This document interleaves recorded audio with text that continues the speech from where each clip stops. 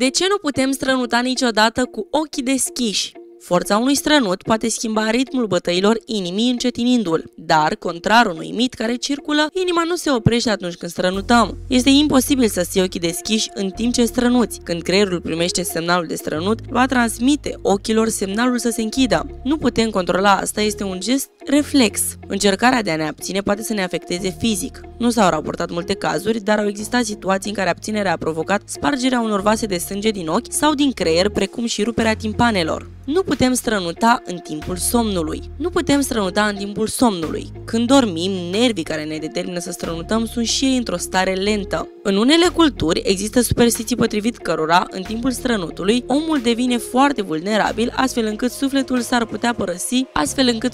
l-ar putea părăsi ieșind pe gură sau în el ar intra ghinionul sau boala, de aceea se acoperă gura. De fapt, prin strănut sunt eliminați și agenți patogeni, mai ales în cazul celor boli ale aparatului respirator, astfel că este indicat să se acopere gura cu o batistă.